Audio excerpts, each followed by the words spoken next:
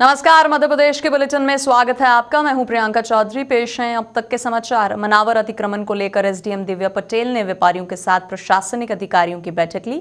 मनावर में पिछले दिनों चल रहे अतिक्रमण हटाओ अभियान के कारण नगर के व्यापारियों में असंतुष्ट देखते हुए एसडीएम दिव्या पटेल ने नगर पालिका में व्यापारियों के साथ अतिक्रमण संबंधित अधिकारियों की बैठक लेकर नगर में फैले अतिक्रमण को संबंध में भी चर्चा की। और इस 2 घंटे की बैठक में एसडीएम ने व्यापारियों से अपने नगर के अतिक्रमण मुक्त करने की भी अपील की और साथ ही इस विषय में सभी को सुझाव भी दिए। चूँकि 2 दिन पहले हमारे द्वारा शहर के जो मेन स्टेट हाईवे हैं दोनों, उनके आसपास से अतिक्रमण हटाने की कार्रवाई को अंजाम दिया गया था, तो उससे व्यापारियों में काफ़ी असंतोष का भाव था और उनका कहना था कि हमारे द्वारा गाइडलाइंस का फॉलो नहीं किया जा रहा है। तो इसलिए हमने एक दिन पूरा विभिन्न विभागों के साथ में बैठक की और हमने पूरी गाइडलाइन निकाली। हमने 1923 का नक्शा निकाला और इसके बाद हमने MPRDC के अधिकारियों से भी हमने गाइडलाइन प्राप्त करी। गाइडलाइन अनुसार सेंटर से 15 मीटर लेफ़्ट और 15 मीटर राइट, इस हिसाब से सेंटर से जो है आपको 50 फीट लेफ़्ट 50 फीट राइट जो है हमारा रोड है। लेकिन कई जगह पर हमें सिर्फ 23 फीट का डिस्टेंस मिलता है, कहीं पर 25 फीट का डिस्टेंस मिलता है, जिससे हमारे जो इमरजेंसी वाहन हैं, हमारे शहर के यातायात हैं, उससे प्रभावित होते हैं। कई बार फायर ब्रिगेड और एम्बुलेंस वगैरह फंस जाती है, लंबा जाम लगता है शहर में। और चूँकि हमारा जो मनावर है वो एक्सपेंड हो रहा है, शहर में जनसंख्या का और वाहनों का जो है वो भार भी बढ़ रहा है, उसको देखते हुए शहर की जनता द्वारा समय समय पर इस जो अतिक्रमण है उसको हटाए जाने की मुहिम चलाने की गुहार लगाई जाती रही है। उसी के मद्देनज़र शासन और वरिष्ठ अधिकारियों के मार्गदर्शन में ये कार्रवाई जो है आज फाइनली डिसाइड किया गया है कि हम मंडे को इस कार्रवाई को करेंगे, जिसमें हम आज चूना लाइन डाल रहे हैं और सबको इंटीमेट कर रहे हैं कि इसका जो इस तक का जो अतिक्रमण है वो अपने आप से हटा लें, ताकि उनके भवनों को हमारी जो मशीनें हैं उनसे कम नुकसान पहुंचाया जा सके। प्रदेश सरकार ने स्कूल और कॉलेजों को खोलने का निर्देश तो ले लिया, लेकिन गरीब वर्गों के छात्रावासों को खोलने की सुध अभी तक नहीं ली है। छात्रावासों को खोलने में लगातार हो रही देरी का सीधा दुष्प्रभाव ग्रामीण अंचल के सामने आने वाले आरक्षित वर्गों के गरीब छात्र छात्राओं की शिक्षा पर पड़ रहा है। स्कूल कॉलेजों को खोलने तथा छात्रावासों को बंद रखने के आरक्षित वर्गों के करीब विद्यार्थियों के सामने ये समस्या उत्पन्न हो गई है कि वे शिक्षार्थ अपने घर गांव से दूर बाहर आखिर कहां पर रहें। छात्रावासों को खोलने के मसले पर सरकार की उदासीनता ने आरक्षित वर्गों के छात्रों की समस्याओं को जटिल बना दिया। छात्रावासियों को विविध खोलने के लिए पन्ना कलेक्ट्रेट के सामने सैकड़ों विद्यार्थियों ने धरना प्रदर्शन भी किया। तो खोला है, सिर्फ हॉस्टल में क्यों कोरोना है और कहीं भी क्यों नहीं है? एक कलेक्ट्रेट भी खोला है, मार्केट, बस हर एक जगह खोला है, तो सिर्फ कॉलेज भी तो खोले हैं। और सर अपनी मांग चाहिए, अपनी हॉस्टल खुलवाना चाह रहे हैं ताकि हम अपनी हॉस्टल में रहकर अच्छे से पढ़ाई कर सकें, क्योंकि हम लोग गरीब लोग हैं और हम अगर से ऑनलाइन भी हो रही है पढ़ाई तो ठीक है। गांव में लाइट नहीं रहती, लाइट के अलावा नेटवर्क भी नहीं रहते, और अगर से हम लोग इतने गरीब हैं, अगर से हम रूम में रहना चाहते फिर हॉस्टल क्यों लेते हैं? और आप लोगों की, सब लोगों की तो बेटा नारी, फिर हमें भी आवाज़ दीजिए। क्या नाम है? सपना कुशवाहा। हाल ही में सीएम शिवराज सिंह चौहान का सिंगरौली दौरा था, जहां पूरे शहर में भाजपा नेताओं के होर्डिंग बैनर लगाए गए थे, लेकिन कुछ असामाजिक तत्वों ने भाजपा के संभावित महापौर प्रत्याशी विशिष्ट पांडे के पोस्टर पर कालिक पोत दी है। अब कालिक लगे पोस्टर सोशल मीडिया पर लगातार वायरल हो रहे हैं और सोशल मीडिया पर वायरल वीडियो में देखा जा सकता है कि होल्डिंग पर भाजपा नेता की तस्वीरों पर कालिक पोती गई है। होल्डिंग में सीएम शिवराज सिंह, प्रदेश उपाध्यक्ष कांति शीर्षदेव सिंह व भाजपा जिलाध्यक्ष वीरेंद्र गोयल आदि नेताओं की तस्वीरें लगी हुई हैं। फिलहाल होल्डिंग पर कालिक पोती जाने की जानकारी होते ही पुलिस और भाजपा संगठन हरकत में आ गया, लेकिन अभी तक ये पता नहीं चला है कि आखिर किन लोगों ने ये शरारत की है। मुझे कोई मामला जानकारी नहीं है। कीचड़ के अंदर कमल खिलता है और अपने विश्व का लोकतंत्र का बड़ी पार्टी के नाम से उभरता है, इसलिए उभरने का समय आया था, इसलिए कोई व्यक्ति ने उसमें कीचड़ फेंक दिया होगा। तो क्या उसके खिलाफ कुछ कार्यवाही वगैरह कर रहे हैं? साधारण से रिपोर्ट कर दिया था, उसमें प्रशासन ने काफ़ी जोर तोड़ से उसकी छानबीन में लगा हुआ है। वर्ष 2000 बैच के आईएएस अधिकारी संदीप यादव ने आज उज्जैन संभाग के संभागायुक्त पद का पदभार ग्रहण कर लिया है। इसके पूर्व यादव प्रबंधन संचालक कृषि विपणन बोर्ड सह आयुक्त मंडी के पद पर कार्यरत थे। यादव द्वारा कार्यभार ग्रहण करने पूर्व श्री महाकालेश्वर मंदिर जाकर भगवान महाकाल की पूजा अर्चना भी की गई।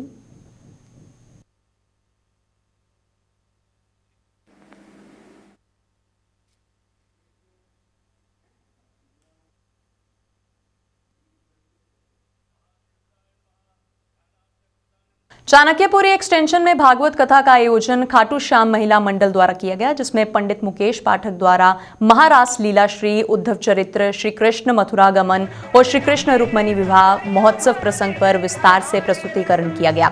इस मौके पर भगवान श्री कृष्ण रुक्मिणी के विवाह की झांकी को सभी ने खूब आनंदित से प्रसन्न थे। पांडाल में मौजूद महिलाएं, बच्चे, यहाँ तक कि बुजुर्ग भी झूम उठे। इस दौरान पुष्प वर्षा भी की गई। भागवत कथा के छठे दिन कथा स्थल पर रुक्मिणी विवाह के आयोजन ने श्रद्धालुओं को झूमने पर मजबूर कर दिया।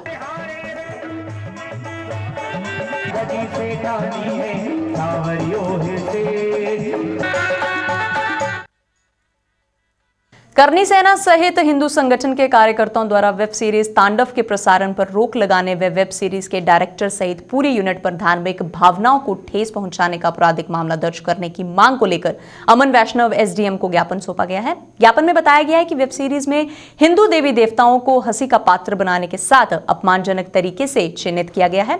सीरीज के संवाद भी आपत्तिजनक है, जिसमें देश के करोड़ों हिंदुओं की भावनाएं आहत हुई हैं। सीरीज में हिंदू समाज के दलित भाइयों के बारे में भी अभद्र भाषा का प्रयोग किया गया है।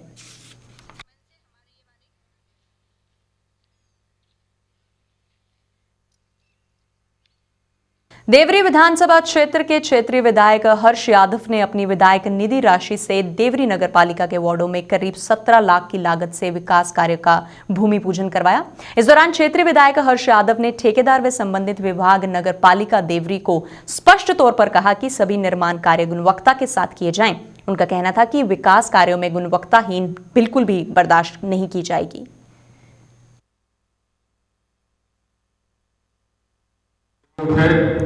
मैं चाहूंगा कि उन कामों की शुरुआत भी हो।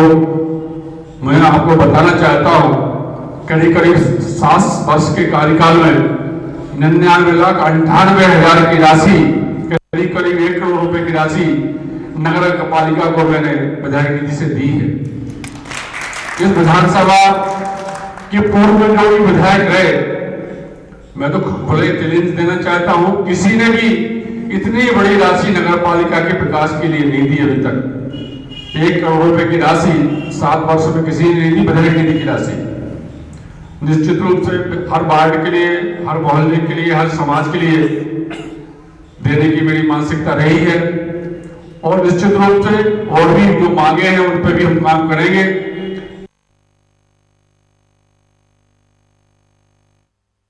विदिशा के अहमदपुर चौराहे के नजदीक स्थित आंगनवाड़ी में आज विशेष आयोजन किया गया, जिसमें आसपास की कई आंगनवाड़ियों के दर्ज बच्चे पहुंचे।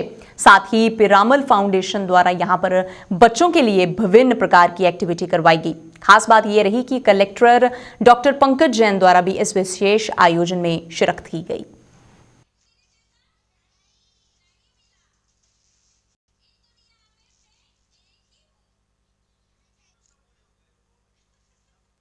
बताइए, पूछिए। जी सर, यहाँ पर आज क्या कार्यक्रम था?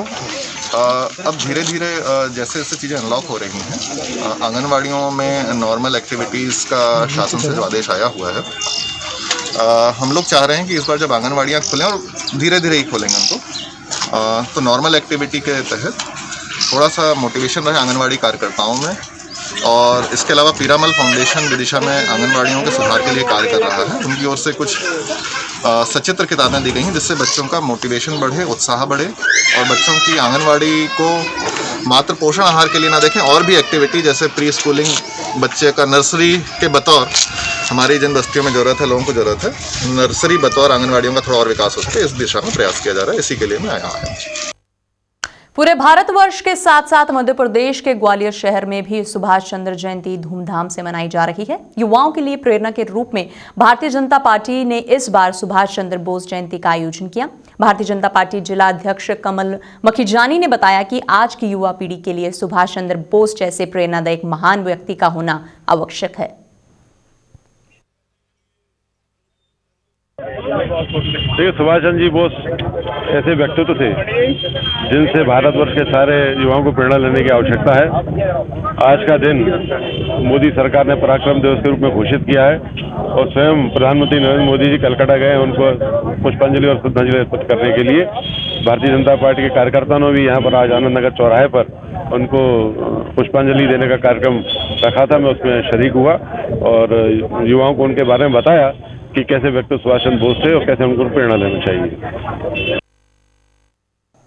सीहोर जिला की आष्टा तहसील के मुख्य वन परिक्षेत्र विभाग की पारदर्शिता के आधार पर विभागीय कार्यशैली, विभागीय गुणवत्ता और विभागीय सक्रियता देखी जाए तो आला अधिकारियों कर्मचारियों के लिए एक नहीं अनेक लापरवाहियों पर नजरअंदाजी के खेल नजर आएंगे।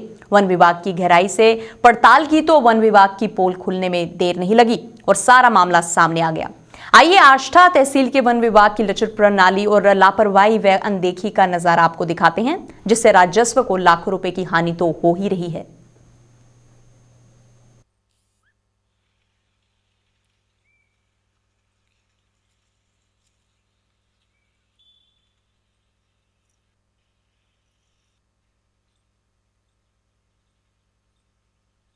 सिंगरौली जिले में एक ऐसे डॉक्टर हैं जिनका इलाज करना सिर्फ पैसे कमाने का जरिया नहीं है बल्कि एक मानवीय धर्म भी है। इस बात को साबित किया है डॉक्टर गंगा वैश्य, जिनकी प्राथमिकता शिक्षा दीक्षा सिंगरौली जिले के बैठन सरस्वती शिशु मंदिर में हुई और बचपन में ही इनका सपना डॉक्टर बनने का था। डॉक्टर गंगा वैश्य जी वर्ष 2004 में डॉक्टर बनने की तैयारी शुरू कर दी थी और 1 वर्ष की कड़ी मेहनत के बाद प्रवेश परीक्षा प्राप्त कर ली थी। इन्होंने अपनी मेडिकल की पढ़ाई मोतीलाल नेहरू मेडिकल कॉलेज इलाहाबाद से की और उसके बाद एमडी की डिग्री कानपुर मेडिकल कॉलेज से प्राप्त की और मेडिसिन में अपनी विशेषता हासिल कर ली। यहाँ पे हम लोग डायबिटीज अवेयरनेस के लिए हम लोगों ने कैंप लगाया है, डायबिटीज और हाइपरटेंशन के लिए। बेसिकली यहाँ पे जो बेल्ट है सिंगरौली बेल्ट, सिंगरौली क्या कहें पूरे भारत में ही कहें पूरी दुनिया में ही कहें, जिस हिसाब से डायबिटीज और हाइपरटेंशन एक भयावह रूप लेता जा रहा है, इसकी वजह यही है कि लोग इसके बारे में अवेयर नहीं है। लोगों का खान पान मतलब जिसे बोलते हैं खाना पीना किस तरह से खाया जाए और कितनी मात्रा में एक्सरसाइज किया जाए, मतलब इसके बारे में अगर कहा जाए तो अवेयरनेस नहीं है लोगों को। मध्य प्रदेश के बुलेटिन में फिलहाल इतना ही। आप बने रहिए हमारे साथ। नमस्कार।